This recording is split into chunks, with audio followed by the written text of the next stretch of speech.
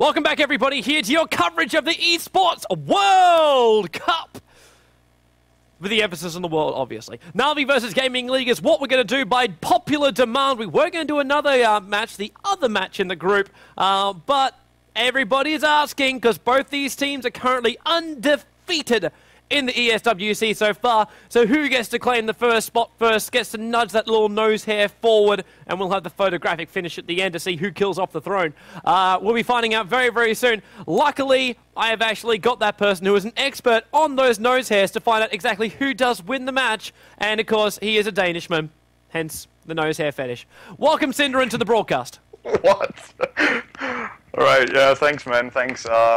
Will obviously be fantastic to watch this game. I mean, a lot of people, I know there's a lot of people tuning in to watch Na'Vi in action, of course. The winners of the International, there's a lot of pressure on them to perform.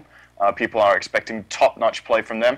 And, well, considering the fact that that GamersLeague took down Orange in a quite convincing manner, should mean that they might be up against some very, very worthy opponent here in GL.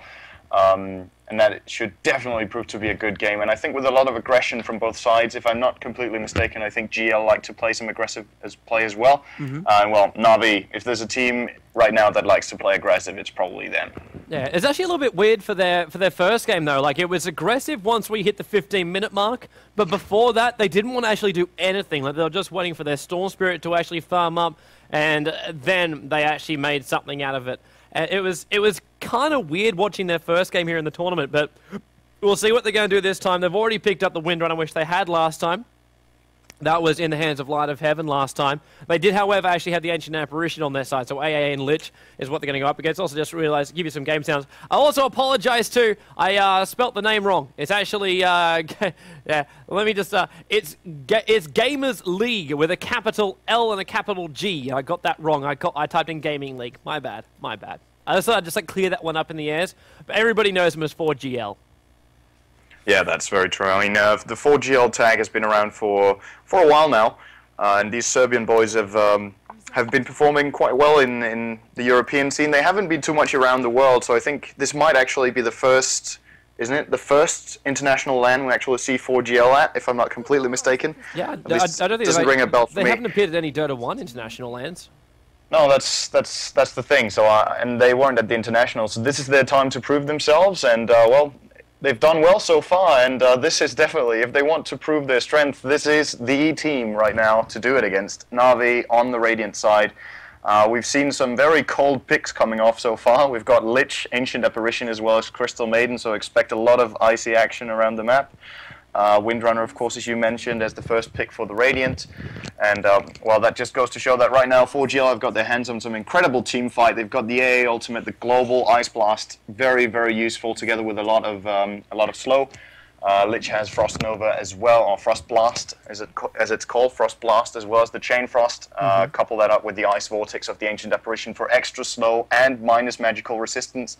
And these two guys make out a very beastie combo together. Yeah, that they do. I'm actually looking right now at the squads, and I'm thinking, where are our carries? Where are our big heroes like Anti-Mage actually getting past the first two picks up? I think that's a big decision that's facing Na'Vi right now. Who do we take? Havorst has been showing a bit of favoritism towards Spectre of recent times. Will he actually go that, or we have an Anti-Mage, or we're actually going to give him a Weaver? Surprising that she pick up the Weaver, especially with AM still in the pool, and die with one more pick. Unless they're trying to force him to actually pick up Anti-Mage. Yeah, that's, But then again, I guess this, well, no, this doesn't actually fit with Na'Vi's usual way of picking. Well, what they did most of the international was basically playing an off lane, played by Havorst, and then they would have a strong tri-lane / 2.5 with a strong solo mid for Dendi. But right now, that Weaver will not be playing the off lane. I'm supposing they'll throw the Windrunner there. Could, of course, also play it as the secondary support. It is an option for them. And play that Weaver off lane, but I'm still expecting to see the Windrunner. So maybe this is Na'Vi bringing some new stuff to the table. I don't think they picked up Weaver in a single game at the International. If they did, it was only one. And yeah, one more correction actually. I did say that we haven't really seen 4GL before at a LAN, and I'm being corrected in private messages. 4GL were actually playing Dota 1 at the last Asus tournament. So they've been to one international LAN. Didn't really get a major breakthrough there, if I remember correctly. But maybe this is their time to shine, and yeah, we're going to see what they can bring now. Obviously, waiting here for the third pick. And there it is, the Faceless Void. Stream. The stream did just crash for a very, very small second then. So it is back up again. I'm looking at it right now. So you just want to reset up. The third pick being Faceless Void. He is actually going to be the Agi carry they're going to pick up for this. Void. Yeah, interesting choice there. And great synergy once again. I mean, the lineup for the Dire right now is devastating team fight-wise. They've got the Chronosphere to lock things in place. And it's probably the spell in the game that has the best synergy with Ancient Apparition's ultimate, because if you throw that for quite a long distance, it's actually going to hit the entire Chronosphere and even more. So everybody who's caught in the Chrono will also get that Ice Blast on top of them, denying all sorts of healing, dealing damage over time, and of course making them shatter when they go below a percentage threshold. So very, very useful. And do I need to say that Chain Frost has great synergy with Chronosphere as well? You probably don't need to, because of what happened during Gamers League versus NextKZ. It was actually the exact same combo 4GL used. So throwing down the Void, and they actually started their road to victory with just throwing it at Chronosphere, and they took out the support heroes straight away. I think it was Windrunner and Witch Doctor who were actually down there, and they copped the entire brunt of the Lich ultimate, and then were just finished off. And they did that like 3-4 times during the match as well. Just finding two heroes, wiping them out, and then getting a free tower because of it. So I wonder if they'll be able to get that same positioning off, though, against Na'Vi. Because Na'Vi, they're a very, very big team-based fighting group, and they know how to work, they know how to move around, and they'll be looking for that Chronosphere to go off. I'm wondering just how successful we're actually going to have. And it'll probably be Badar actually playing that Faceless Void again. So I was wondering if I can get it. Yeah, I definitely think he'll be playing that one as well. And yeah, when we're talking about Na'Vi, they just picked up the Earthshaker. So even more kind of showing us now that Windrunner will probably be the offlane, because now they picked another supportish hero in that Shaker. CM, Shaker plus Weaver is a very obvious lane here, unless they want to actually solo the Weaver and play the Windrunner on the tri lane as that one being supported. We'll see if they decide to go for that. I think they should run Windrunner mid, like Windrunner against AA that's mid, also an option. Weaver up on the top, and then ESCM and whatever big hard carry they want in the bottom lane. And Anti-Mage is still an option as well, or Spectra, depending what they want to grab. I doubt we're going to see Na'Vi picking up two strong farm-dependent heroes, though. It's just not usually their style. But Pudge, I love seeing this, man. I'm officially in love with the Dire lineup now. But nevertheless, I mean, when you look over at the Na'Vi side, both the Weaver as well as the Windrunner are great heroes to face off against the Ancient Apparition. Ancient Apparition, with that Cold Feet ability, requires you to move away a distance before it actually stops on you, lest you want to be frozen. But both Weaver and Windrunner have some really good movement speed boosts in the Windrunner ability and in the Shikuchi to get away from that, so very useful. And actually, Tobi, I think there's a thing we've never even mentioned about Team Na'Vi, because everybody calls them Na'Vi, but do they actually know what it means? Nortus Vincere. Yeah, which is Latin for born to win. Maybe. So there's a fun fact. They could be born to win. Natus Vincere means, Natus Vincere means born to win. At least that's what I've found that out, and I'm pretty sure it's right. I hope it's not wrong. I'm going to look like an idiot. But yeah, these guys claim they're born to win, and well, they won the International, so in that sense, they were definitely born to win the first Dota 2 tournament. I'm just saying. And we'll see if they're actually born to win multiple tournaments in a row in this game. So, well, they're still looking strong. As we've said in the introduction, both of these teams haven't thrown a game just yet in this tournament. After this game, I dare say as a spoiler that one of these teams will have lost a game. And as the puck has been picked up now by Na'Vi to finish off their lineup. Some pretty good stuff coming out on the Na'Vi side. Some good team fight. We know these guys like to play with good team fight. They like playing aggressive, pushing team fight kind of style. And they've got Shaker as well as puck. I'm definitely expecting Dendy to play that puck. He plays a very beastly one. I can tell you that from experience.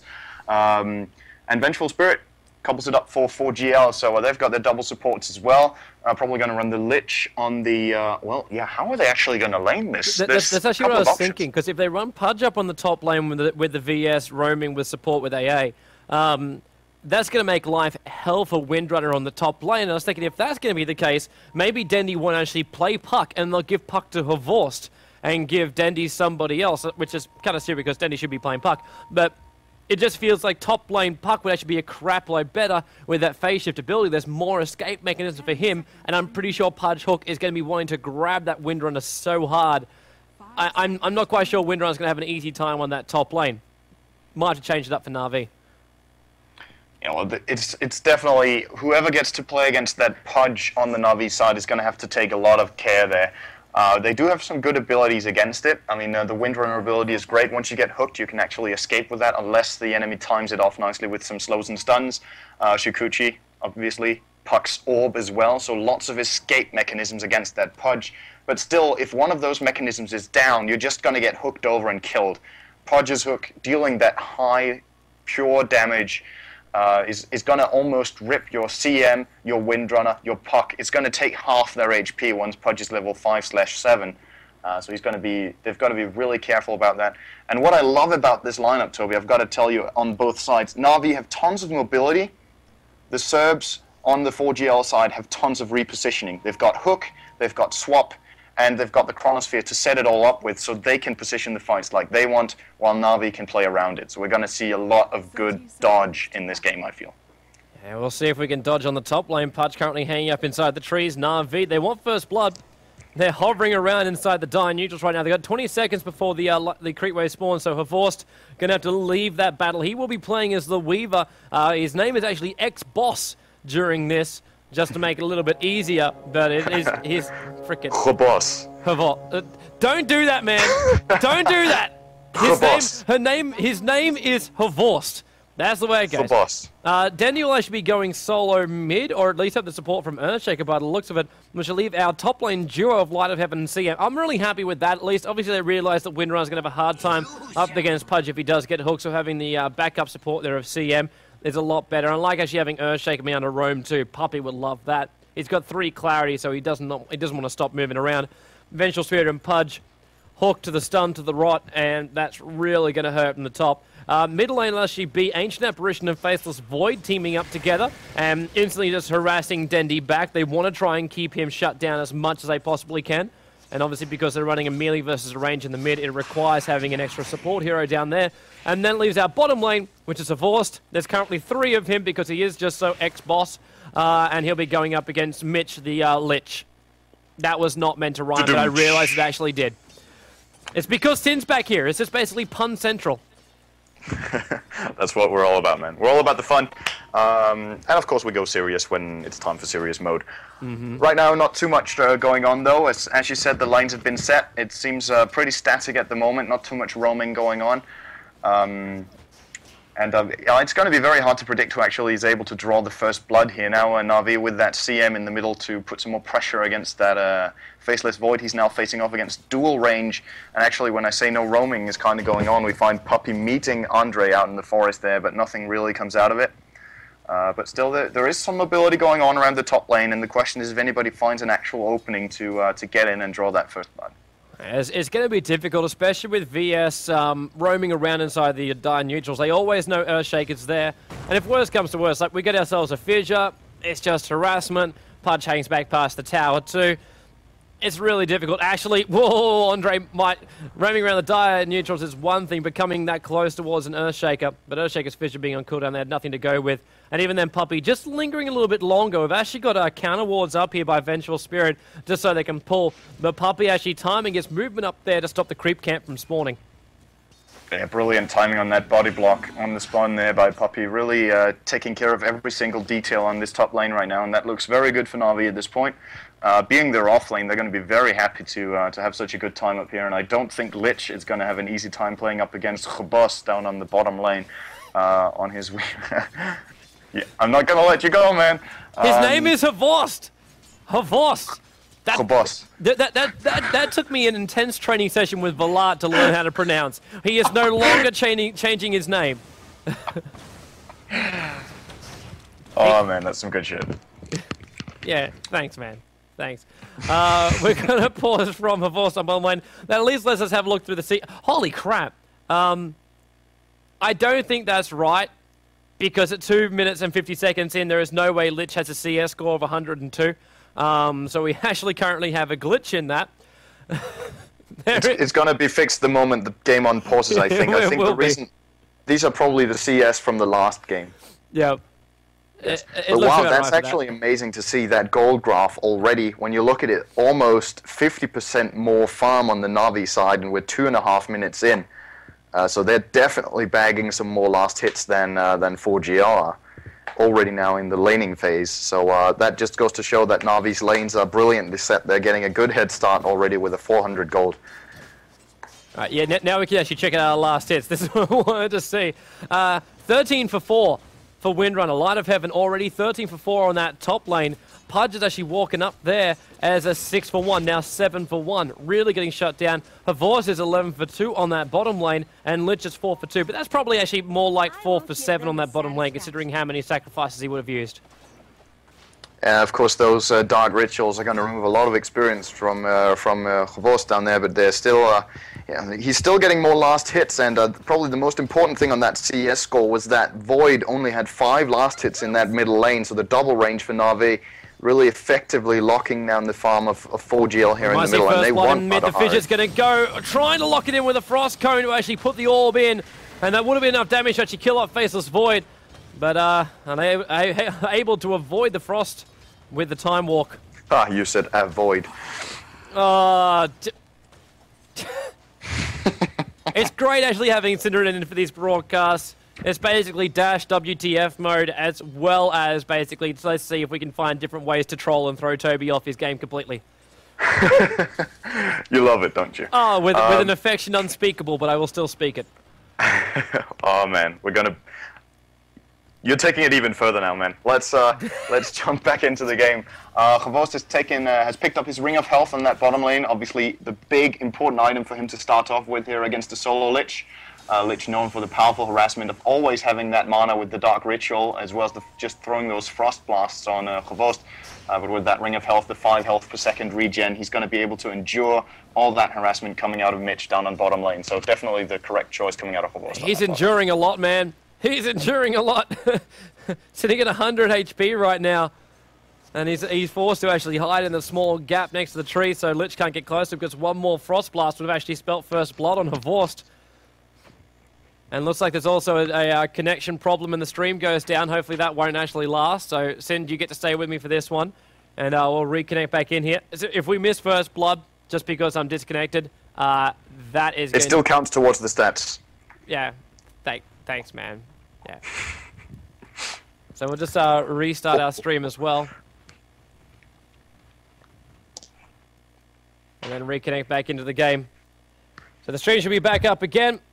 I don't know why it's doing this, but it's always having fun doing this. But we're reloading back in now. And no first blood missed. Yay! Also want to point out right now the way this is actually all working. I'm remoting in from Berlin to the server over in France. So that's the reason why the disconnection has actually come out. Oh, looks like a little bit of a bit of a trap right now. Ancient Apparition's a little bit of trouble with Faceless Void, jumps back in again. Fidget's going to go. They want to kill the AA. All flies up, and Puck will actually jaunt to it. It's the DD rune from Dendy. Short-lived creatures. So he breaks the drought of no kills, and I also break my drought of missing first bloods, which is an upside. Definitely an upside. Yay! We hit the first blood. Nice. Yeah, Dendy's gonna take that one on his puck, so he's got 1200. Immediately throwing that gold into boots, magic wand, and saving the last 400. The question is what Dendy's role is going to be in this. If he's going to try to get up a fast blink dagger, or go for something different, like perhaps a Scythe of Vise as his primary and not going for a blink at all. They've got some good setups to not necessarily need a blink dagger. They have that long-range fissure, the CM Frost Nova. Crystal Nova it's actually called, and yeah, well, the Shackle Shot as well, and if one of those lands, Dendy will easily be able to jump in, but still the Blink just gives you that much more utility that you can instantly get in and drop that Silence, and well, the Silence could be very, very useful for Na'Vi in preventing the Void from getting off that Chronosphere, preventing, especially the Chronosphere and Chain Frost are probably what Na'Vi are going to try to prevent from actually going off. Top lane hook. I've been waiting for a couple of those to actually come off. It's amazing how much free will Windrunner's had up here on the top lane. Like the harassment from VS to get a stun, then chaining off with another hook. There goes our first stun. Rot's now going to go. Light of Heaven being slowed down, but not held in place. The hook, there's not enough mana for it. He's 8 mana short. So he can't chain it. Really expected that game to actually start with the VS stun to start with, not just the normal hook there from Pudge. Yeah, it might have been a little bit of a miscommunication there or mistiming. Of course, not going to happen without the hook against the Windrunner. That's what we talked about with that Windrunner ability. She's just going to be able to run off if they don't combo both of their spells correctly. And, well, when the hook isn't there, she's going to be fine. Runs off with Windrunner and stays alive there. But still some good harassment being laid out on Light of Heaven, and especially establishing the lane so that Light of Heaven will have to think twice. The psychological effect should not be underestimated here. He's going to be afraid of those hooks now, coming in now that Pudge is level 5, and then, oh, actually level 6. And now he knows they want to kill him, they want to play aggressive, and we'll probably need to take a little bit more care now. And that he will, but he can only take more care when this actually happens. So Andre gets another pull off. It's actually a double pull right now for him. But it's, yeah, Light of Heaven just sitting back next to his tower. He pops level 7 now.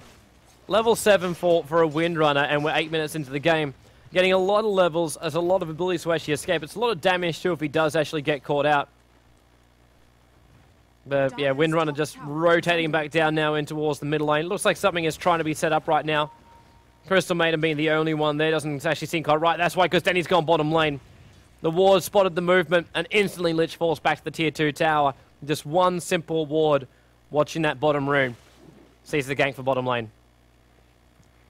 Yeah, great ward there thrown by 4GL. Is going to keep Lich alive. If Dendi knew that ward was actually there, he would probably have popped his Smoke of Deceit to run through it without getting detected, but was probably not aware of it. But still, it forces Lich back and allows Na'Vi to do what they want to do. They want to take towers, and this was the plan. Whether or not we kill Lich, we scare him off and we start taking their tower. And now 4GL have two options. They either drop the tower or they TP down support, and that's going to force them to move around. Yeah, we'll see what they actually choose to do, but with the next wave, Na'Vi can probably bring it down. They've moved around. The fortification actually bought them some time. Pudge is going to look for a hook as well as ulti combo. He gets it on Dendi. Needs the ulti. He misses it. Dendi manages to phase shift and all back out again. The Frost Blast from Mitch wasn't enough. Throwing down the Lich ultimate. Nobody is nearby, so it doesn't actually bounce. And Havorst goes, sweet opening. Ancient Apparition still forced back. Weaver Wave now goes. It doesn't actually latch onto anybody then. That's a weird miss there from Havorst. Fissure goes off, stopping the hook there from Pudge. He had a great line to actually grab ES, and that probably would have actually taken the rest of ES's life points as well. But at the end, no blood is actually spilled. Earthshaker falls back, and Havorst just stays there in lane with no mana. Yeah, he's got that Basilisk Ring as well as 7 stick charges, so can pop up that mana if he needs to get away with the time lapse. Of course, still has the Shukuchi if it's necessary, but he's not going to be too defensive on that lane, I think. But Na'Vi are probably going to be happy with what just happened then. They forced some movement from the other boys on the 4GL side, and Windrunner all the while is completely free farming up that top lane. Not concerned at all. Middle Alright, lane. Pudge is gone. Chronosphere is up, holding Dendi in place. Cold Feet Chain as well. Pudge doesn't want to wait for it. Actually hooks Puck to death. They still want to get the kill here on the Crystal Maiden, but she pops up for stick charges. Faceless Void wants to find it, might find, and yes, does so. Doesn't actually jump in. Fears Puppy actually putting out a stun when he's in range of the tower. And that's not the way he wants to fight. They want to push this tower down safely. And that's our second death of the game. Really surprising that this game has been so massively... Well, maybe it's just the 15-minute mark. Is that just what it all comes down to for Na'Vi? They're just playing the 15-minute game. It's like the old 20-minute Syllabeg game. 20 minutes, Radiance push. Yeah, they don't really have any heroes to actually do that with, though. I mean, the Weaver does have some farm, but not incredible amounts on that bottom lane, seeing he's playing against Lich. Puck only holding Lich in place. Easy kill there for Weaver, getting the tower as well as Lich's life. So now he's rich. Now he actually has his Vanguard. He's got enough money to complete it if he actually wants to go for it. I'm not sure it's actually going to be his item of choice. But the usual Lincoln Sphere, oh, well, not the usual, it's not actually what we see that often, but it is a choice he could go for with that Ring of Health. But Lincoln Sphere would not really be that good choice here. Obviously, the Chronosphere is just going to still stun him, even regardless. Even when he has that Lincoln Sphere, he's still going to be locked in place. We'll probably go for a Hood, I think, because of the massive, massive spell damage on that Dire lineup. so he can survive that onslaught. Actually, the only one dealing real physical damage is the Faceless Void, who is a melee hero, and will need to get in on him first.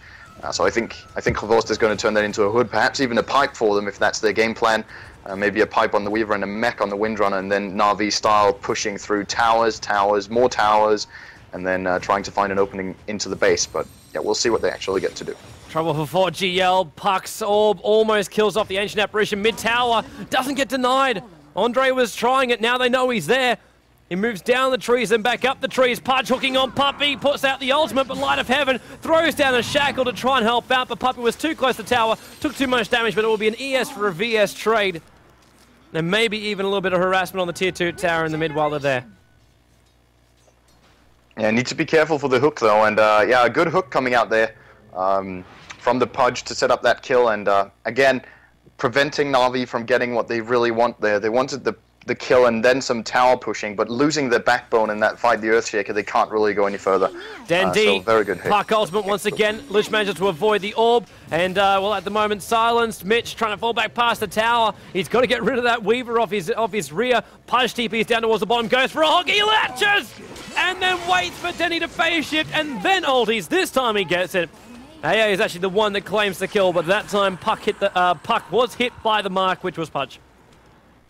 Yeah, lovely hook coming out of Grazine there. A little surprised Dendy wasn't actually able to phase shift that in the first place. He's usually very, very adept at timing that. But again, this is what Pudge is all about. Some people hesitate too much at throwing the hooks. They're like, nah, it's not going to hit. Nah, the enemy's going to see it. Havost is grabbed. AA Oldie will fly down, but what a position for the hook. It actually pulled him through and locked him on top of the trees. AA helps finish him off, throwing down the Ice Vortex, giving him the vision, and land lay off one last hit. But that was one hell of a hook, just with the positioning of it, sitting just on the edge of the cliff, realizing that Weaver, he didn't have an ultimate, so all he could do was basically just lock Weaver in one position, and he did so. I was about to say he didn't, because you had Weaver selected and it was off on top cooldown. Two, they're going to go top. Poppy's actually called out. Dandy goes in on the back of the orb. He wanted to try and lock down Void, and he does do so. Crystal Maiden killed off, actually pawns the Faceless Void. He actually died during that fight as well. CM was the one doing the damage from the rear. But yes, it's some strange stuff going on right now. The Weaver, if we just jump back to that one, I actually saw him having his ultimate ready and the mana, and usually Havost is really, really timed on that and has complete control of what's going on, so he might have been caught by surprise there. And up that top lane there, a good counter engage coming in from 4GL there. Well, actually, I think it was their engagement, wasn't it? The Chronosphere actually opened the fight. The hook ensures the kill on Windrunner, but they get to pay the Void for it. So still 5-4, and yeah, now we're finally getting our kills that we want, Toby. VS swap on the Crystal Maiden, does still get the stun off, and the Hawk just basically destroys Crystal Maiden.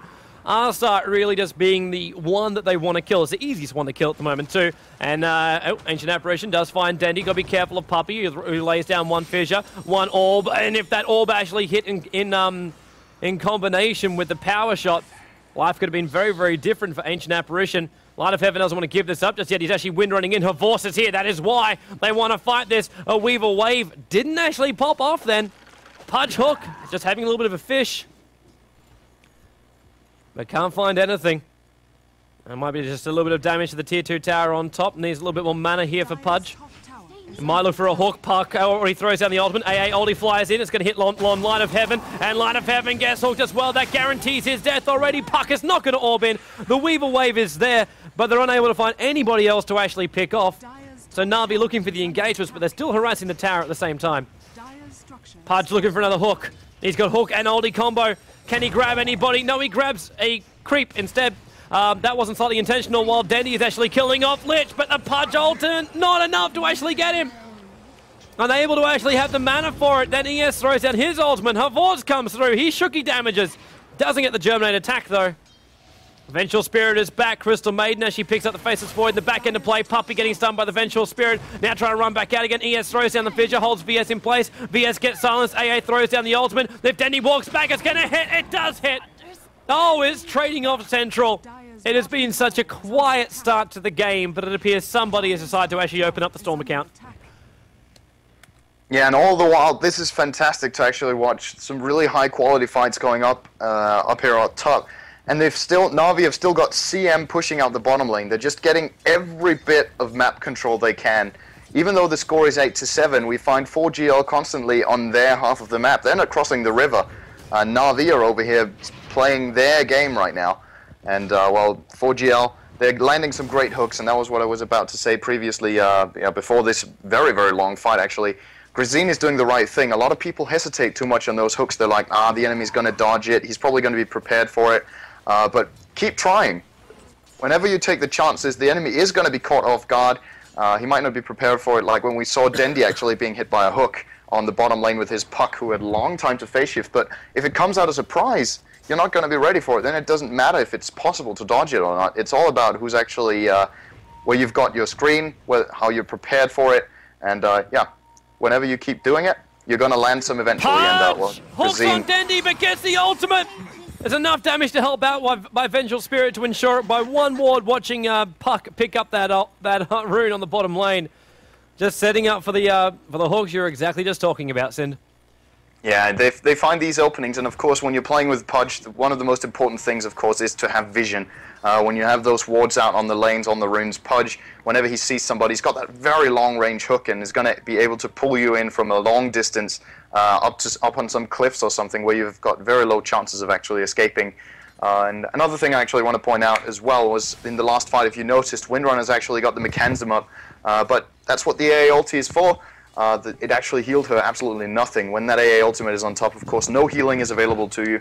And, well, they've got to be careful not to be hit too many by that, because then that basically renders their mechanism completely useless. Yeah, the time to pop it off, and a little bit of trouble. Windrunner wants to come up to kill off Lich. Lich his ultimate right now. He's probably going to pop it as a last-ditch effort. AA ulti will fly in as well. He's trying to hold a Vost in place. A Vost does get hit by it. So it's a VS and Lich both dying on the top. Dendi and Puppy were the ones who actually came through and killed Vengeful Spirit in the back end of play.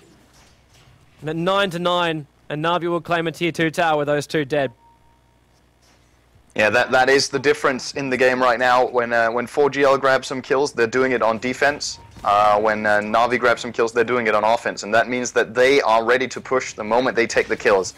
And, well, this is what Na'Vi are so terribly good at, is really utilizing their gangs to get map control. You see, immediately they take 2 kills, push the Tier 2 tower, put out aggressive ward. They do all things in one move, and that is what they're all about. Really, really already score 9-9, but 4GL are being dominated. That's a very rare sight, actually. Yeah, it's... Well, we'd say rare. AA ulti flying down towards the bottom lane. They should be able to initiate pretty much, and nicely too. AA ulti combined with Chronosphere, and, well, Lich just comes through and Frost blasts Havors to death. So the kill there on Weaver makes it back to 10-9, because while that's happening, Na'Vi go for a trade. You were so right, this is just exactly the way Na'Vi like to play Hawk, and oh! Oh! Just short of Light of Heaven. Whoa! Yeah, okay, I see that.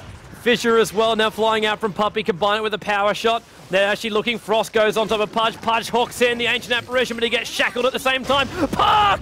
What an ultimate! He caught 3 inside it, then throw in the ES as well. Oh, there's just so much. Power shot gets the retreating Vengeful Spirit. Fissure holds the Ancient Apparition in place, and someone he's got a 4-star. Windrunner gets closer. Pudge wants someone even closer. He manages to commit suicide during that, which is pretty awesome. And Ancient Apparition grabs the Earthshaker, which is the collateral. Still 4 heroes go down. 3 technically actually got killed, and the Tier 2 tower as well. Na'Vi, they're getting everything with every single trade right now.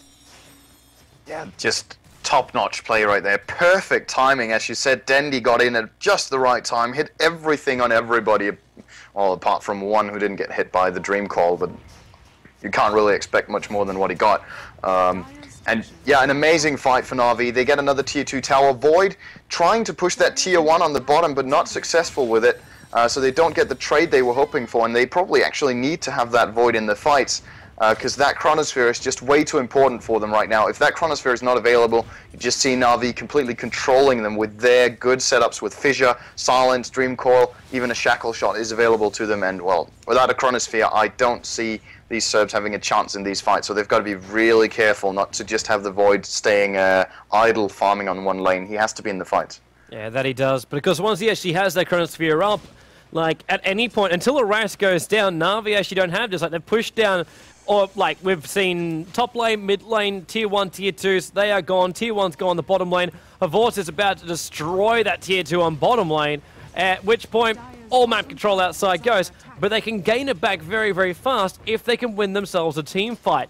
Well, actually, technically they have to win themselves 2 team fights, because I know how aggressive Na'Vi are. The second they die, if there is a possibility for them to buy back, they will. Punch hook, Dendi, instantly nailed. Vengeful Spirit was actually coupling up there with the Rot. So we're able to actually pick off Dendi. He has no money for a buyback because he already bought his ultimate orb up, as well as TP scrolls, but maybe they're just going to look for a couple more pick-offs on that bottom lane. Havorst is down there right now. Faceless Void wants to jump in. He's got Chronosphere. Is he going to jump on this? Chronosphere goes first. Havorst is held in place for the moment. AA ulti will trigger as well. Lich throws down his ultimate. Wow, that's a lot of ultimates being thrown on that one hero. 3 ultimates to kill off Havorst. Sure, it levels up at 13 apiece, but those ultimates are going to be down for the next couple of minutes. Did you see what item Havorst has got? Lincoln's. The item I said he wouldn't go for. Just to prove you wrong, man. He's like mentally like tuning into your brain.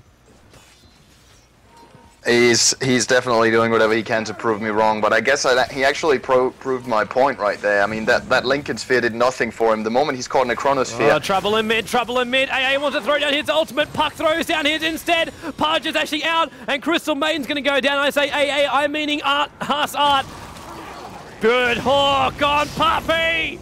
Lich gets himself a double. Light of Heaven wants to get some revenge earned. Instantly going off. Light of Heaven pops off the wind run. Dendi wants to orb in. He's thinking about it. VS swapping Light of Heaven back up again, so his wind run is not as effective. Trying to slow it down with the Vortex, as well as actually combining it with the Howl.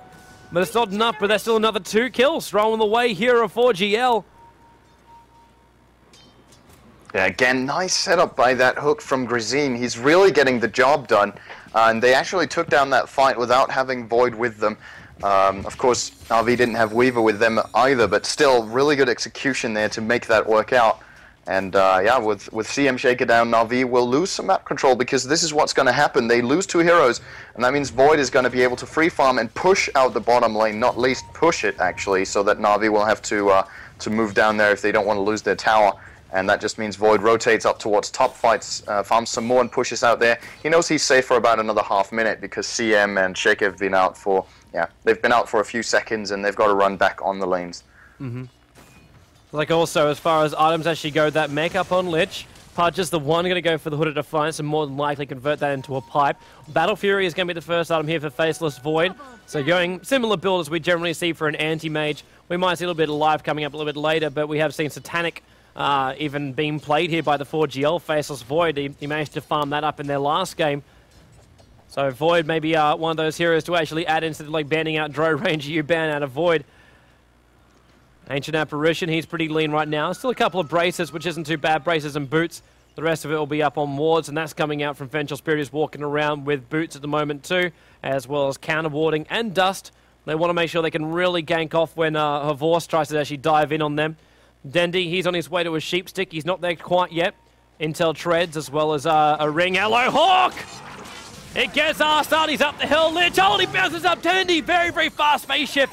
Pudge is going to wait for another hook. He has no mana for it, though. They have to stay inside the Puck ultimate.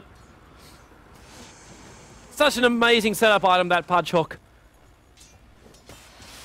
Makes for some of the most entertaining games. Yeah, it's absolutely fantastic entertainment, and well, it's very hard to play against as well, because you can feel safe. You see nobody on the map, and then all of a sudden a hook comes out of nowhere, and it's got that 1300 range and can come from any corner of the map pretty much, so you never feel safe. Assad is just up there trying to get a ward out or something, and then immediately gets popped. And well, they've got to be really careful, because Grazine definitely has his aimbot on right now on that hook. I think he's hit like 5 in a row. So Na'Vi do not want to walk into too many more of those, lest they want Void to actually get some time to farm up. And we should actually look at the gold graph as well. Good call coming out from the chat. Oh, we're going to wait for a second to watch Puppy actually tie in the mid. It was up to Andre. He got a good swap just then. And the rest of his team was able to actually couple it off. Now we can check our gold graph.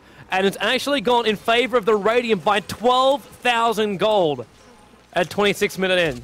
Yeah, they've got a 6 tower advantage.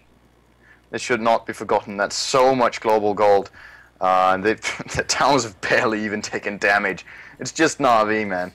But yeah, 4GL are getting a lot of kills now, and they might be coming back into this game, seeing that Void is farming a lot as well. Of course, Weaver is getting his items up as well, sitting on 1250 HP now, so has a fairly high HP pool. Still not sitting on any magic resistance though, and that still means that the Dire combo can totally burst him down. They've got the Urn of Shadows on the Pudge to break the Lincoln Sphere. They might be getting a medallion on the Vengeful Spirit as well if they don't have it already. They don't. But does have the Sobi mask for it, so can buy that medallion fairly quickly whenever he wants to, and that's just going to be 2 abilities that break Lincolns, and I don't know, man, that's why I kind of disagreed with that item. I don't think that was the proper purchase coming out of Provost. We'll see, actually, if it does make a big difference for him. But 17-13 the score, and, well, looking very close, or, well, more closer than it did 5 to 10 minutes ago when Na'Vi were basically taking everything. Yeah, it is weird to actually see Havorst actually go for that Lincoln Sphere. Like, that's not something he generally does. Like, he was the one that patented the whole Mirana getting Manta style first when everybody always went Lincoln Sphere out of fear of, like, anything hitting you. It was, like, the worst possible thing that could happen to you. But right now, 4GL are looking at better and better with every single moment that actually passes by. We're getting kills coming out from them. They're completing up their item builds as well. I really do not know why, and I hope he's actually, yeah, it's finally come out. The Battle Fury is now completed. He's actually had that for the past, like, maybe 5-7 minutes or so, but hasn't thrown it out, but does also complete the Mask of Madness. So gets both of those guys out by the 28-minute mark. Yeah, with that Mask of Madness as well as that Battle Fury has caught up nicely on the farm and will be very, very dangerous now for the Radiant. They've had a pretty good time up until now, knowing that, all right, we've got a mechanism and we've got some very good team fight potential, but that Void is going to be able to lock down target after target whenever he lands a good Chronosphere with that Mask of Madness. Of course, the 100% increased attack speed hits very quickly with that cleave, and some bad positioning from Na'Vi is going to be devastating for them if Void gets an opening. So Na'Vi, well, we know their quality, we know their class, but even the best of teams can make a mistake position-wise, and you can't afford to do that against a Faceless Void. I don't think Na'Vi want to fight just yet. They're going to be forced to. The Tier 1 tower's going to be brought down in mid, and Void just jumps in behind, popping off the pipe very, very early. That's already being completed on Pudge, and they will take the Tier 1 tower in the mid. I think all that Na'Vi are waiting for right now is a sheep stick to actually be finished right now in Light of Heaven. And he's almost there. He's only about 600 gold away from actually completing that. And then they can shut down the Void, turn him into a chicken, makes him a crap lot easy to actually kill. But looks like actually rotation towards top for GL. This is just now this, let's gain our map control back. We'll check for the top tower, maybe even have a random hook out from Pudge. Light of Heaven's still here. He kind of knows that they're rotating somewhere. They can't work out which way. Are they going bot? Are they going top? Vorst is still farming up bot. He's got 3k gold on him as well. Won't be long before he gets his Radiance up, if he actually goes that type of build. I'm guessing he will. Well, it's going to be a late Radiance, though. I'm not sure it's the best item choice at this point, especially not when you look over the Dire's lineup. They've got that pipe, which is going to pretty much negate the entire Radiance damage during the duration of that one. So I think Weaver will rather try to go for something hardcore single target damage-wise, slash something that provides some confusion in the fights or allows him to survive. Perhaps going to go for a Manta style is an option. He could also go for something, well, even go for a Heart now so he can actually survive in those fights. The Swarm is going to deal a lot of damage, and he's going to be able to walk around inside the fight and actually fight freely. But yeah, we'll see what Chavost actually wants to do. He should probably finish his spread. Phase shifts up, he grabs the DD rune inside his bottle. I thought once again Pudge was going to be able to hook that, but Dendy just grabbing it from the range from the side where Pudge hooked right over the top of the rune. Unable to actually latch to the puck. Yeah, Dendy's staying on super high focus right now. He's probably tired of being hooked by Grisine, who has landed like 3 or 4 hooks on that poor little fairy dragon. So Dendy's going to be very careful now, and he's definitely looking out for the hooks whenever he goes around a corner, especially when he picks up the runes. I think that's where he's been most exposed so far during the game to the Pudge. So he's going to be very, very careful now wherever he treads. The question is how the warding's actually going. It looks like 2 wards out for Na'Vi on their own half of the map, which is something we don't generally see, and 1 ward off up for 4GL on their own half of the map. So both teams actually warding rather defensively around the Roshan area. Yeah, that just goes to show that Na'Vi have been pushed back successfully. Man, that they have. To actually put a defensive ward up is crazy, considering just a moment ago they're putting 1 ward up around here, which just lets them watch all the movement in through the top. They're almost ready to push inside the main base. Before GL, they're now grouping up with 5, and looks like they want to see if they can initiate here on Havorst on the bottom lane. Then realizing he's getting farm, he's at 3,700 gold right now. So if he is going to go Manta, he's basically at the point where he want to either buy the ultimate orb or not. So I actually still think he's going to go for that Radiance in the end. I still think he's going to do it, but we'll have to wait and see. He's got a lot of money now, actually hitting the 3,800, which is generally the magical number for all Weavers. But yeah, 32 minutes in, it's really, really late Radiance. Windrunner, no Sheepstick actually completed, and that's why they're sending the Courier up there right now, hiding it inside the trees. Needs to get a couple more bucks in the bank account. It's actually about 50 more gold, and then she actually has her Sheepstick, and then I think Na'Vi will actually look for some form of opening. Yeah, that's going to be a huge difference for them, having that Scythe of Vise. Of course, one of the best items in the game against the Faceless Void.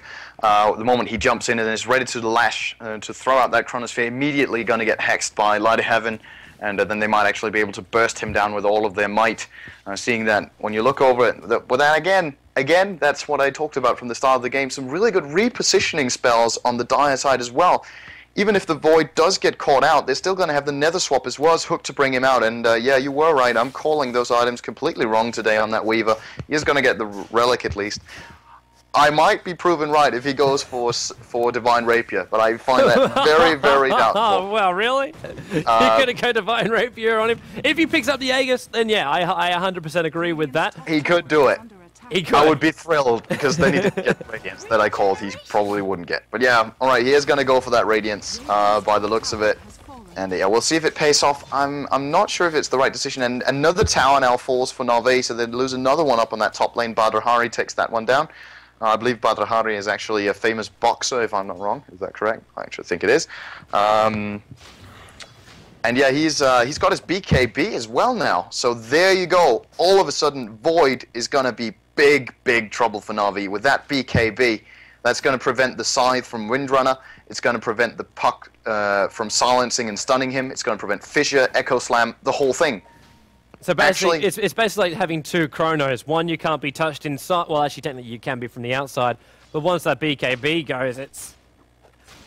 Na'Vi have no counter to this, actually. They have nothing against BKB. And that could be a very big problem for them. Brilliant item choice coming out of Gordon, who is Badr Hari, if I remember correctly. That is Gordon. Correct item choice.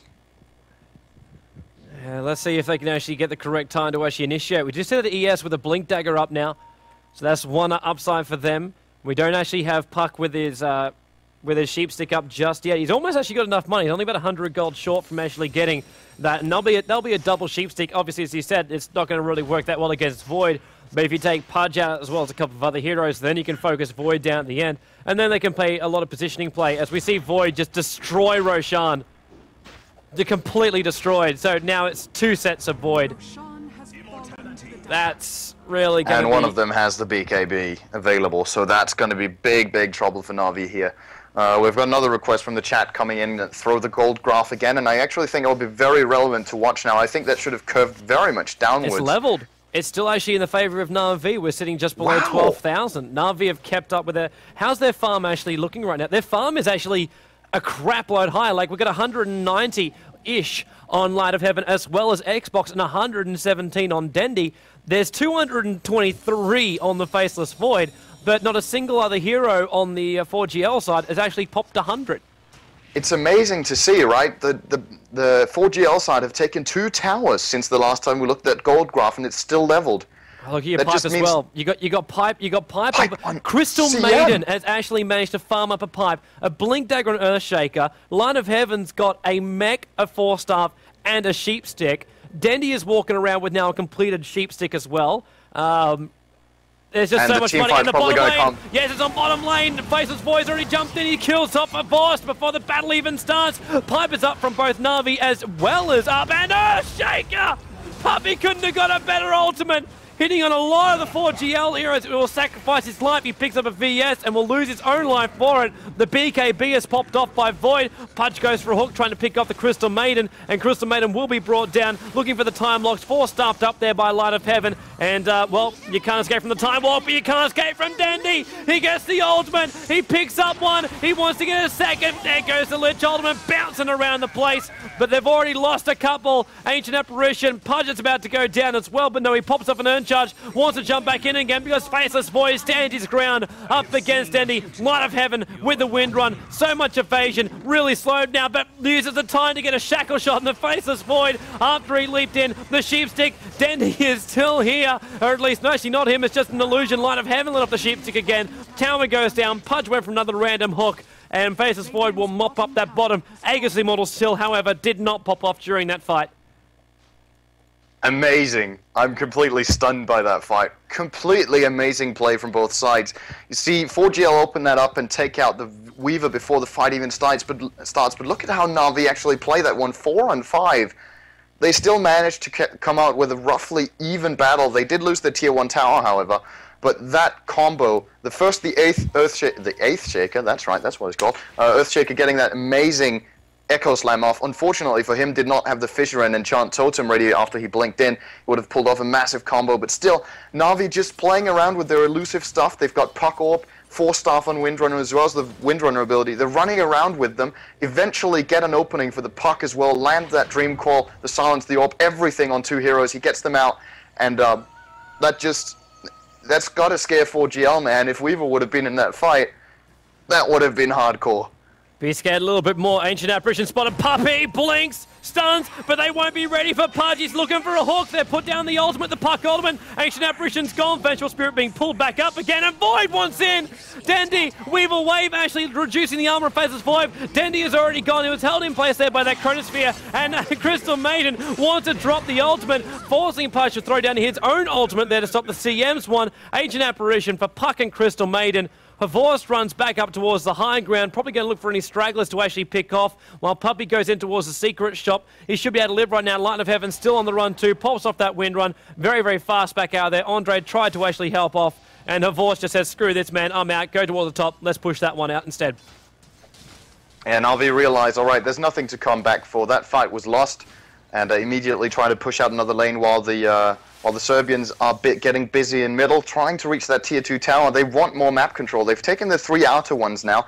They need the 3 inner towers as well before they can actually enter the base with through one of those lanes. And, yeah, well, every minute it seems like, well, still, man, it's really hard to say who's actually gaining ground here. I mean, obviously, over the last 20 minutes, definitely the Serbians have made an incredible comeback here.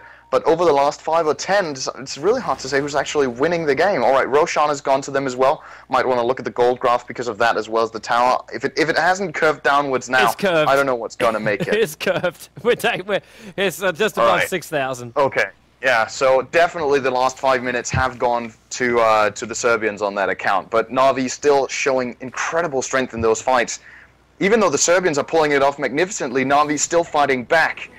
But yeah, you've got to say, if this thing goes on, we're going to go late game, and I don't think Na'Vi stand a chance in that.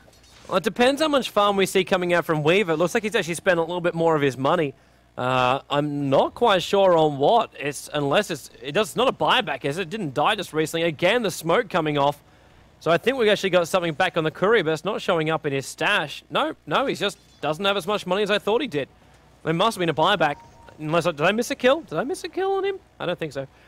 Top lane gank is going to happen. Na'Vi want to try and set up. Faceless Void completes up a butterfly right now too. And it's not on him just yet. He does not have this. The wards are up. The courier's flying out. If this courier got spotted, a couple of seconds, if Na'Vi went a little bit earlier, they would have actually killed that courier, and the butterfly would be lost, and this game would be completely different. Welcome to Captain Hindsight. Butterfly is now there. And Na'Vi will just say, crap, we can't find him, push out the mid. Na'Vi don't realize just how much a couple of seconds matter. Yeah, that would have been an incredible find for them to get that courier down. Basically, the butterfly worth 6,000 gold. If they would have destroyed that one, would have had a huge impact. But yeah, it would have been more luck than skill. Obviously, they would have had no idea it was there. But those things can decide a lot of things in these matches. But yeah, Na'Vi didn't find it, and the Faceless Boy completes that butterfly, and they're definitely ready to fight now. He's got to rip some shit. I just realized too what Weaver bought. I forgot he actually went a no boots build on Weaver. And he actually bought up strength treads at this point. So that explains where the extra 1,500 gold actually went to, or 1,450.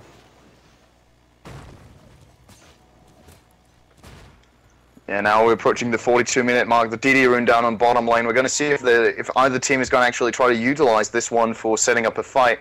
Obviously, the Void, if he finds a DD rune, man, he's going to two-shot people. The Weaver still needs another big damage item before he can actually really make it count. He's trying to farm for it up top, and surprisingly enough, Pudge actually picks up that DD rune.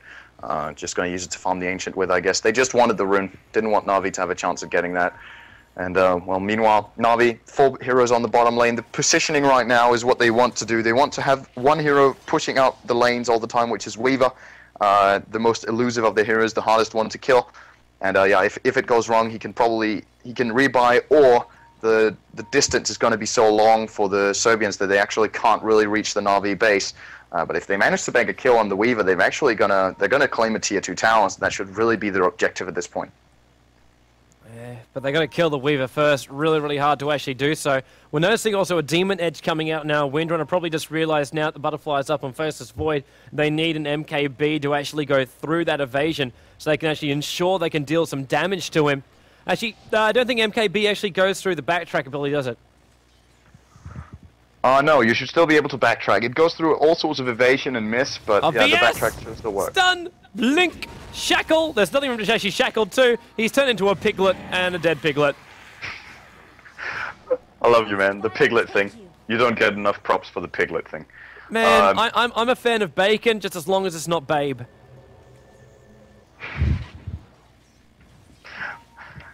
Alright then, we've got Vengeful Spirit out for 40 seconds. Lost down on their bottom lane with the Weaver again, so they did get that kill on Vengeful Spirit. That's going to put the Serbs in a defensive position right now. They really want that Vengeful to be part of the fight, obviously for the swap stun as well as the minus armor.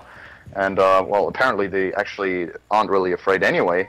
Maybe, yeah, it's because they've seen Weaver down on bottom. They're going to move across the middle, try to put pressure on Na'Vi when Na'Vi put pressure on them. Weaver's not in the Weaver's not in the bottom anymore. Pudge is going to come up. Dendy spots him. They might get the silence. ES gets hooked him. It's exactly what Puppy wanted. The Chronosphere has got 3 of them. The Lich ulti. I mean, hey, ulti didn't actually hit properly just then, but the Lich ulti does. Boy gets a double kill. He was dealing the damage. Crystal Maiden's called out. Horrendous fight for Na'Vi. We see the hook actually miss, but it's not going to stop the death there of Crystal Maiden. It's a triple kill for the Faceless Void, and 4GL will go on a rampage, and the middle racks will be the main target right now.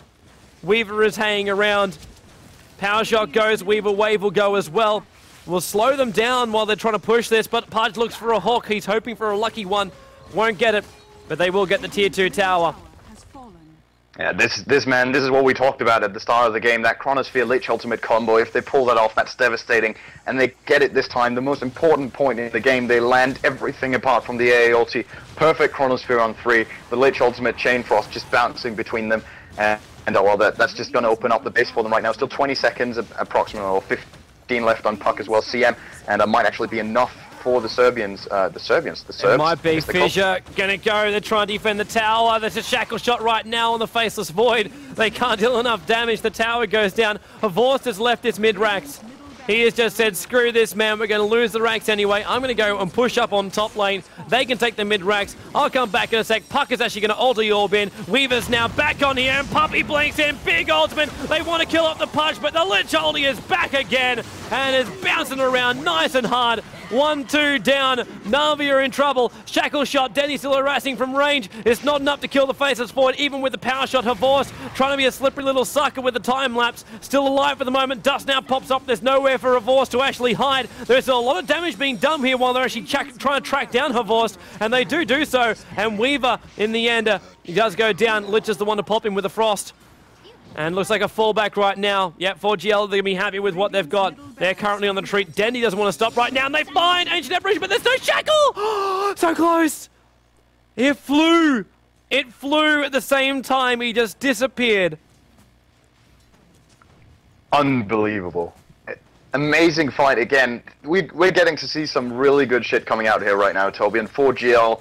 They couldn't play it better than this at this point. They're playing it amazingly with their timing, the combos, all the ultimates. They just land perfectly. And Na'Vi, all of a sudden, they looked so much on top of this game.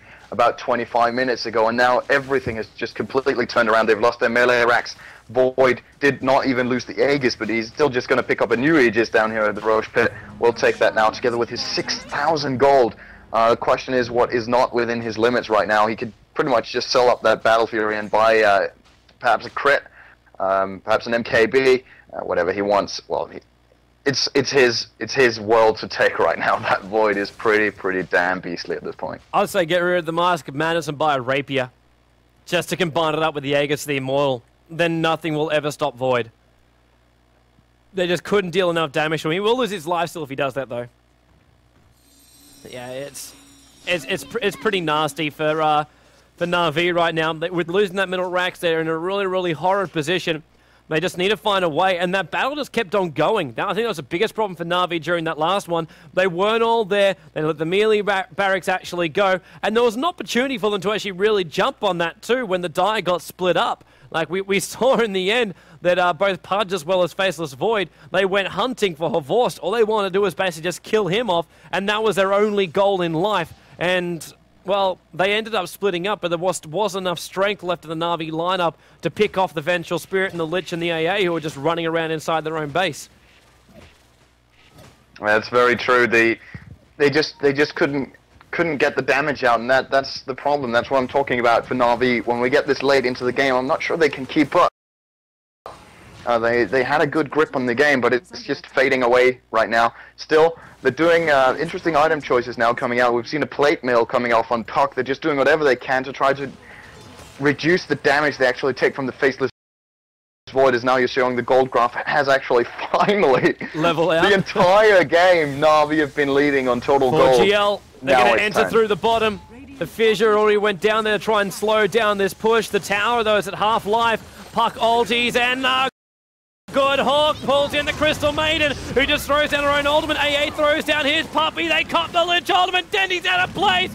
This is going to be Na'Vi losing their lives, losing their barracks. VS swaps back in. It's a monster kill right now. Puck manages to actually all back up again. Dendy is on the run. Faceless Void throws down the ulti on the remaining two Na'Vi players. He will get one. Windrunner by his back, but the rest of his team is gone skis, and there's nothing they can do. Absolutely nothing they can do. They will lose their bottom racks, they've lost their mid, and they've lost control of this game completely, Sind. Yeah, that is going to be the game. The 4GL are going to try to push this one through and end it right now. They've got plenty of time to take these mid towers as well as the Ancient Fortress at this point. But what a game! I've got to say, man, of the games we've watched, well, I was casting with you yesterday, and this was clearly the best game I've seen so far in this tournament. Really great play from both sides and a well-deserving win for 4GL. They were behind. They played it smart, though. They didn't make any big mistakes. Constantly took some good fights on the back of the hook, on the back of some nice team fight setup, and eventually pays off for them as they now get the throne. Oh well, the Ancient Fortress of the Radiant here. So well, yeah, 4GL, the first team to actually beat Na'Vi in Dota 2. Well, they lost one game against eHome, but that was in a best of 5, so that didn't really matter. But the first team who actually make Na'Vi lose points. So what a play from 4GL, man, you gotta say. Amazing. Big props to them, and they look dangerous in this tournament. Yeah, well. that they do, like moving up, and of course that actually guarantees them a spot in the semi-finals. What position they will take, we'll find out later. 4GL actually only have one more game left to actually play, and we're actually going to commentate that one as well. That's them going up against BX3, and we will be there in that game, commentating that one up, which will be coming up next. It could be in about an hour's time from now, so stay tuned on the live stream. We will have that, and what will cap off our end game will be Na'Vi versus Orange. Now, what's going to be interesting about that game is how many points Orange actually have, how many points Na'Vi has, and who actually gets to play for the second spot. That is more than likely going to be decided in that last game of the day. It's going to be awesome. Stick around, guys. ESWC action. Dota 2, you got to